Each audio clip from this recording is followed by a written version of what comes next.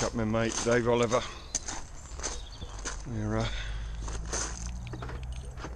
doing the Eling tide melt today.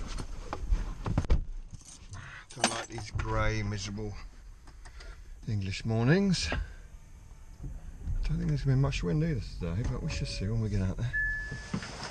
I suppose we've got to wait about 45 minutes while you put those boots on. They are so good, I have to say. Is that smoke or mist? Eling tide mill then. So, have you actually done any pilotage or not? Don't need it. Eling tide. No, you don't need pilotage. It's deep water all the way to the turning ground. I bet we can't get all the way in, can we? To the turning ground you can. Turning. Then you got about, ground, I don't know what they call it, it's called Berry Turning Ground, that's where we're going to anchor. And then we jump in the dinghy, we've got about half a mile in the dinghy. We're not up the actually channel. going to Eling Tide Mill at all, are we? You're going to claim this No, as a visit to No. Eling Tide Mill. we're going to dinghy Yeah. to Eling Tide Mill. I mean, I like dinghy, but by the way, look at this, everybody. I mean, I am not worthy even. New engine, everybody. Look at that. Why did you Suzuki. go for four-stroke again? 4-stroke. Yeah. Oh, 4-stroke's great. But wasn't your last one four-stroke? Yeah. And how long have you had No, it for? the last one was water cooled, air cooled. This is water But cooled. it was four-stroke, wasn't it? Yeah, that's good. And how long have I had my two-stroke with one service? No. Yeah, that's because they're water cooled 40 versus air years cooled. I've had my little Tohatsu two-stroke. I bought it for my son for a present for passing his GCSEs. He's now a perfusionist in the Radcliffe Hospital. He's had one service in all that time. I mean, it's really nice, but honestly. Look, the marina is still in sight and he's moaning already. Being chased down here. Good. Beautiful morning. Time to increase Temperature's the good. rest a wee bit. Would you like 2,000 of yours, don't you? So, no, don't have a top end lift on this, so the main halyard comes back. It's one less rope, but it's a bit of a pain. Well, you've got aluminium struts. Yeah, the strut holds the mast up, the boom up.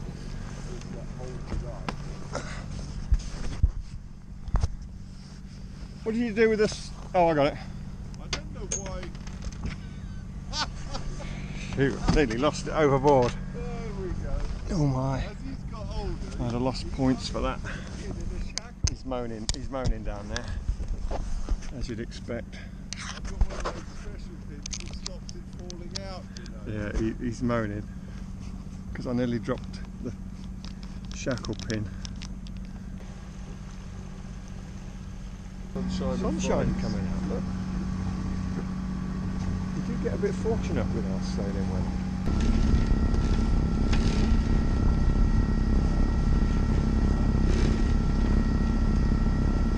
My old guardrails, stainless steel, plastic coated, not a good idea.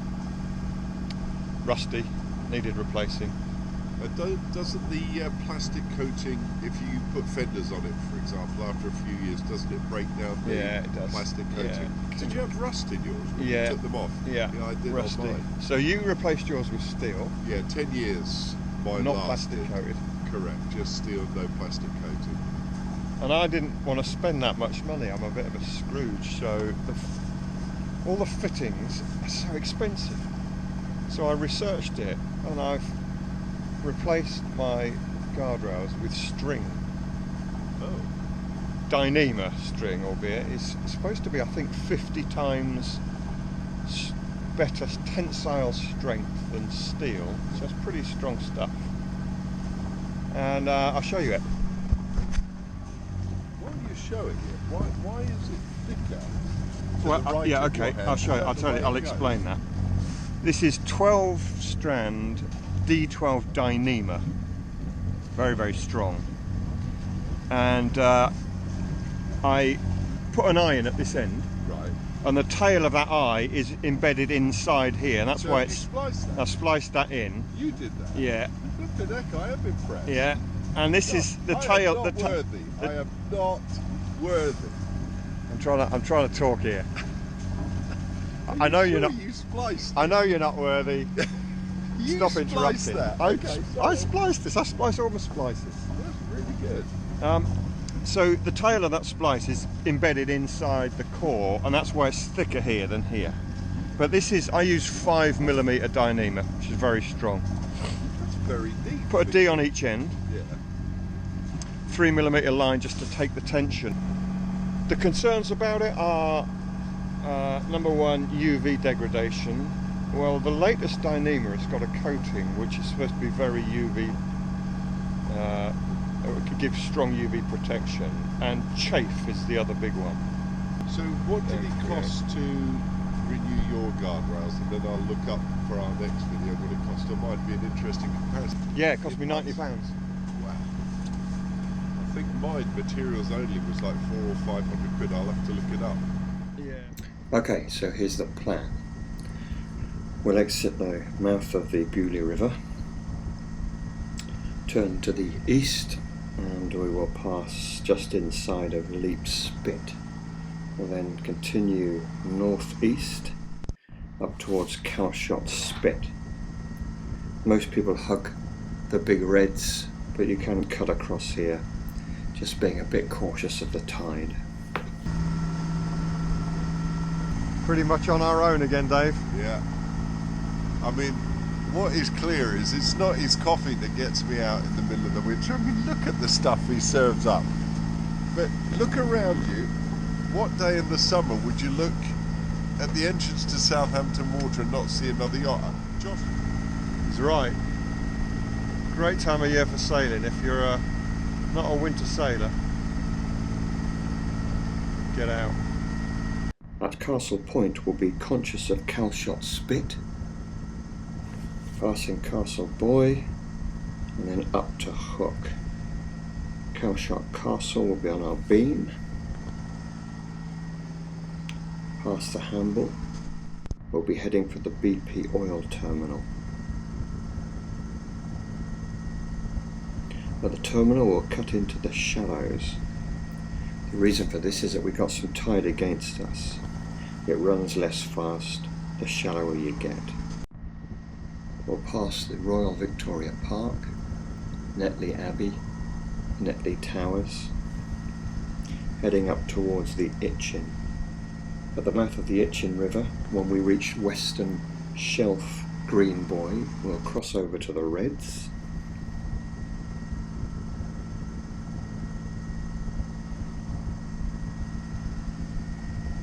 Passing the Town Quay Marina.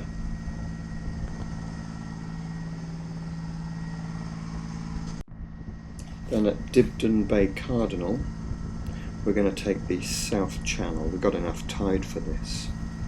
And follow the South Channel in through the very crowded moorings of Marchwood Yacht Club. We'll then come back out onto the main channel. We're going to cut the corner if there are no ships on the move. Heading to the western part of Bury Swinging Ground, where we'll drop the anchor or pick up a mooring buoy.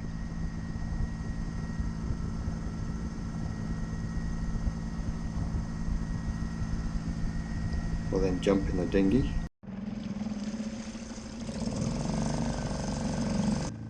You should see any problems. Feel our way into Eling Channel.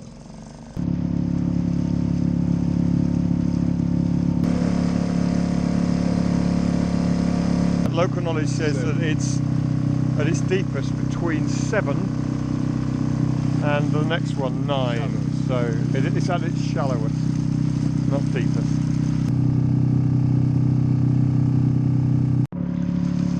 So when you hit these containers, we're going to turn to port, follow the channel down there. I think I can see the pub. I reckon we could pull up anywhere here, can't we? Yeah. Just in here? Yeah. That is stop. Just grab my phone, mate. Yeah, cheers. Wow. Yacht Club. And I think this is our pub, this yellow building here. The Anchor Inn. And this is Eling Tide Mill over here. So there's been a mill, it's a flour mill. Flour mill? Uh-huh. Yeah. There's a bridge, crosses the little creek. Behind the bridge there's a huge lake.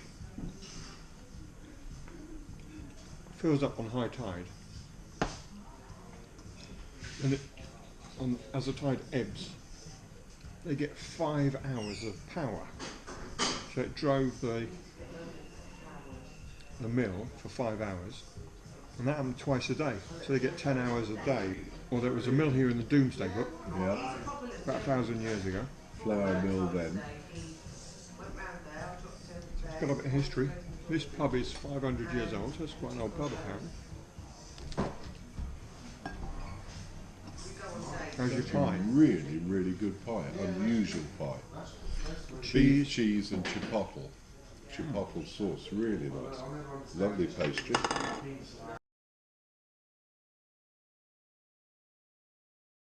I tried to get Dave to come up with some confessional, something that he's messed up, because he's pretty good at pointing out when I've messed up. I know he's got plenty of ammunition for it, I must agree. So, you remember he brought up last time when we were going to the Gun Inn how I ran aground close to my own berth. So I've done a few confessionals, but he hasn't done any yet, and so I asked him to think of one, and he said he couldn't think of one thing. It's true. He couldn't think of one confessional, one thing he's done wrong when sailing. And this is just absolute nonsense, of course, complete nonsense. Here's the challenge, that you're going to speak to Jill. I'll speak to Jill and get you something for this. Next time, Yeah. wherever we go, next week or two, We'll have it. we're going to have an Oliver confession. Spaghetti bolognese and some exotic pie. Yeah, it was actually really good. So it was Recommend pie of it. the day, and it's called Mexical, and it was beef, lovely pastry, good chef, beef, kidney beans, a nice thick layer of strong cheddar, and chipotle sauce. Brilliant. He's forgotten, he's already told you that. It's just an age thing. He's a few years older than me. But yeah, good food. Recommend it. Yeah. Now, talking about confessionals, it does bring one thought. I think last year was the year for you. I remember you being really excited about Rachel, your wife, who's a good friend of Dave's, of course, and mine. But Dave was so excited he was taking Rachel away for a whole week to the West Country sailing. I mean, this is a big thing. If you've got wives or spouses out there, you know this is a big deal. It didn't go too well in the end, Dave, did it? It was the weather. It was a week of gales. She was as sick as a parrot, and it set me back years. I'm not sure whether I'll ever get her out again. So you can see the wall, the car driving over it now. Behind that is the big pond, and this is the mill house here, and that's also the sailing club. Now you can see this little boat just here.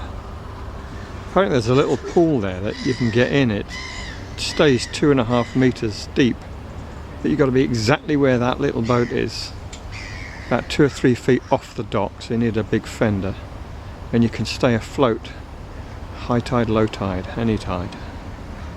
We're going to do that in Dave's boat soon. Always glad when you come out of the pub and your dinghy's still there.